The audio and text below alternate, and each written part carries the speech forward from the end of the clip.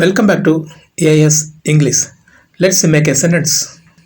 அவர்களுக்கு ஒரு பெரிய வீடு உள்ளது என்பதை ஆங்கிலத்தில் நாம் மேக் பண்ணலாம். ஃபஸ்ட்டு காமன் சென்டென்ஸ் ஸ்ட்ரக்சரை பார்த்து விடலாம். ஃபஸ்ட்டு பார்ட்டு யார் எது என்பது first part. Second part verb, அதாவது பி ஃபார்ம் வெர்பு அல்லது ஹேவ் ஃபார்ம் வெர்பு அல்லது ஆக்ஷன் வெர்பாக இருக்கும். தேர்ட் பார்ட்டு யாரை, யாருக்கு, என்ன, எதை என்பதை பற்றி குறிப்பிடுவது, அதாவது ஆப்ஜெக்டை பற்றி குறிப்பிடுவது third part. Fourth part adjective, அதாவது என்னவாக என்பதை பற்றி குறிப்பிடுவது. ஃபிஃப்த்து பார்ட் எப்படி, அதாவது ஹவ், அட்வர்பை பற்றி குறிப்பிடுவது. சிக்ஸ்த்து பார்ட் எப்பொழுது, வென். அடுத்தது செவன்த்து பார்ட் எங்கு, வேர்.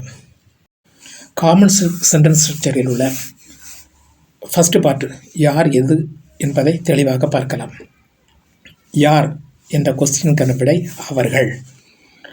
இப்போது செகண்ட், ஒரு பெரிய வீடு, இது ஒரு நவுன், அதாவது பெயர் சொல்.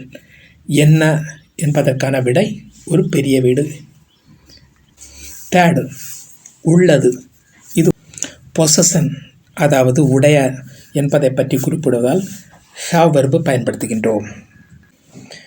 அவர்களுக்கு ஒரு பெரிய வீடு உள்ளது என்பதை நாம் ஆங்கிலத்தில் எழுதும்போது அவர்களுக்கு உள்ளது ஒரு பெரிய வீடு என்று எழுத வேண்டும். அப்படியே நாம் ஆங்கிலத்தில் டிரான்ஸ்லேட் பண்ணும்போது they have a big house என்று வரும்.